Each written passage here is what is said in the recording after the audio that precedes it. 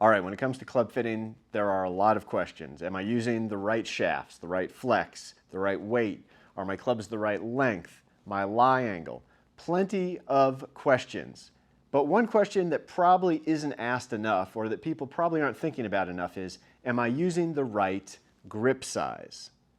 This is going to be every bit as important as all those other questions I just mentioned. And so in this video today, we're going to be talking about different ways to figure out what grip size is going to be best for your game. Let's go.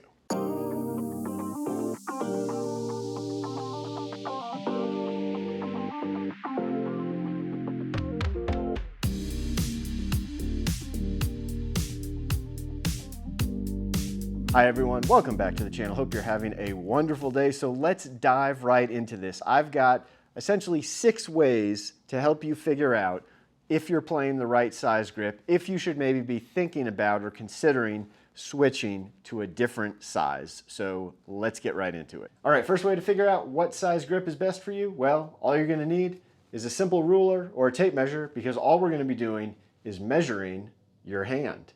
This is a very easy way to figure out, at least give you a starting point of what size grip is probably gonna make sense for you. All we're gonna be doing here, and you don't need to worry about which hand you use. You can use your left, you can use your right. It doesn't matter if you're left or right-handed. Your hands are gonna be close enough in general that it's not gonna change the results at all. But all we're gonna do is measure the size of your hand from right down here, this little kind of crease where your hand meets your wrist, all the way up to the very tip of your middle finger. Now here's the chart that I would recommend to use when you're figuring out how to translate that measurement into a grip size. If the size of your hand measures out at under 6 inches, then you're probably going to be best suited in an undersized grip. If you measure out between 6 all the way up to 7.5 inches, that is going to put you into the range of a standard size grip.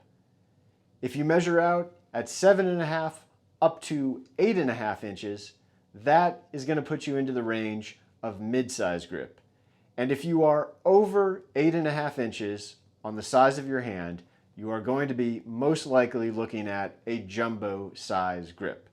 All right, second way to figure out what grip size is going to be best for you, that is the golf glove check. If you wear a golf glove, the size of that glove is going to usually help give you a pretty good idea what size grip makes sense for you. Now here's the chart right here. You may find similar charts other places. This is mine. I feel like this is, from my experience, the best way to kind of break this down. If you are in a size small golf glove or smaller than small, then most likely you're going to be best suited in an undersized grip. Now if you're in between small and medium, well, in that case, you're probably going to be most suited into a standard size grip. Now here's where it can get a little bit, or it can be a little of a gray area, but I'm going to just go ahead and say that if you are in a medium large or a large, you want to go ahead and probably consider a mid-size grip.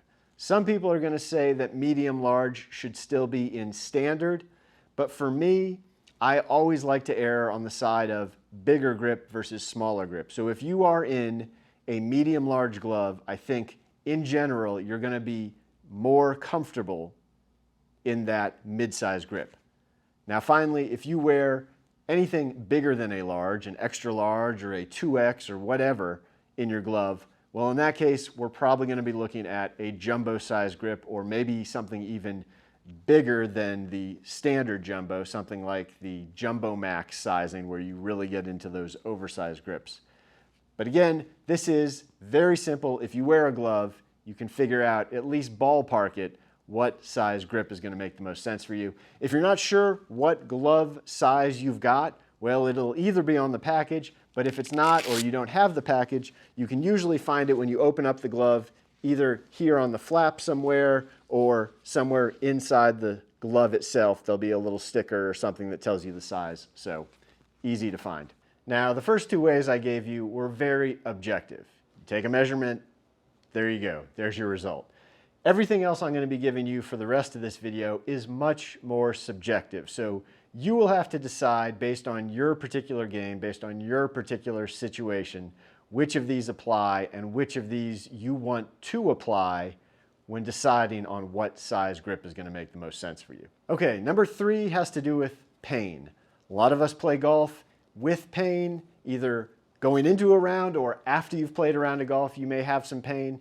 And if you have arthritis, hand, arm, wrist, joint pain of whatever kind, then as a general rule, moving into a bigger grip is going to alleviate or is going to lessen some of that pain.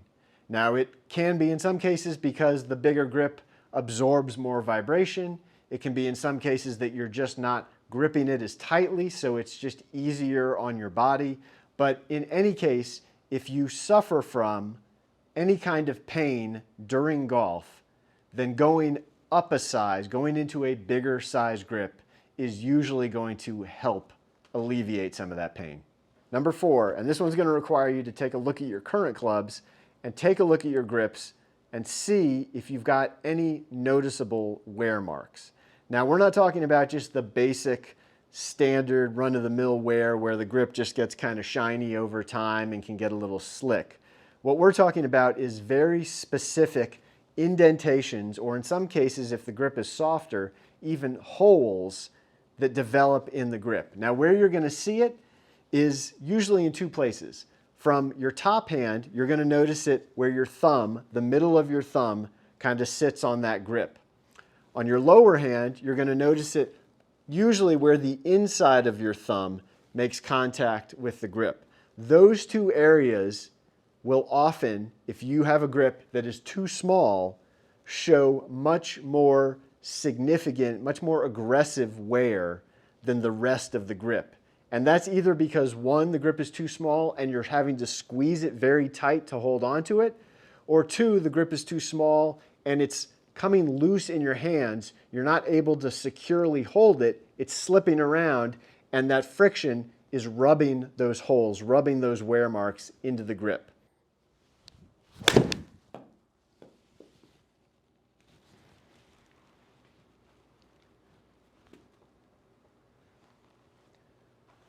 All right, 5th way to decide on grip size.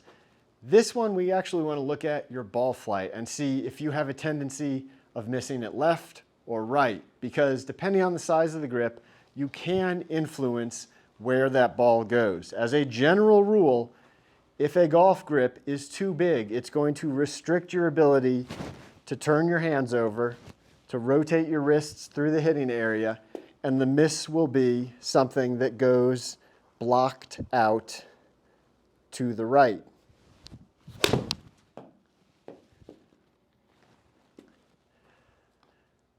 Now, likewise, if a grip is too small, what can happen is you can get too handsy. Your wrists can become too active, and you can end up with the exact opposite, which is a shot that starts left and continues to go further left.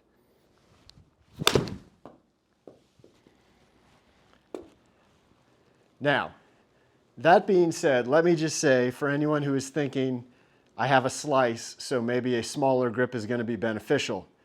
Yes, a smaller grip can help you if your tendency is to leave the club face open and not rotate your wrists through the impact zone. But unfortunately, with a smaller grip, what can also happen is you can end up with a 2-way miss because, yes, you can get too handsy with it, but depending on how you hold it, if you have a lot of tension, if you're squeezing it too tightly, again, going back to looking for those wear marks, looking for those holes in your grip. If you have that kind of tension when you swing the golf club, that will again cause you to not be able to rotate your hands and again reintroduce the right miss. So all things being equal, I'm always going to again go with, if anything, the slightly larger grip, which only gives me a 1-way miss, versus the slightly smaller grip that's more likely to introduce a 2-way miss. And finally, number 6, and this is the most important one, it really all comes down to feel. Everything I've shown you today, everything I've talked about is great as far as giving you an indication what the right size grip is going to be. But when it comes down to it, if that size doesn't feel good in your hands and doesn't give you good results, well, then it's not the right size grip for you. So definitely, if you're able to, go somewhere where you can try different grip sizes and actually get an idea of what those different grip sizes feel like when you're swinging a golf club. So go find somewhere where you can try different grip sizes, either in a retail environment, a fitting studio. If you don't have any of those available to you, I can't recommend enough, get yourself a tire inflator. I've done plenty of videos about installing and removing grips with a tire inflator, but this is a very inexpensive, easy way to allow you to try different grips, slide them on and off, and see what works for you. All right, I hope you enjoyed this video. If you have any questions, definitely go leave those down in the comments. If you've got an idea for a video, something you'd like us to experiment with here, also leave those down in the comments. And while you're down there, make sure you go down, like this video, subscribe to the channel, hit the bell icon so you'll be alerted when I post new videos. If you're interested in a fitting, in a custom build, in a repair, my contact information is down in the description. And I'll see you on the next video.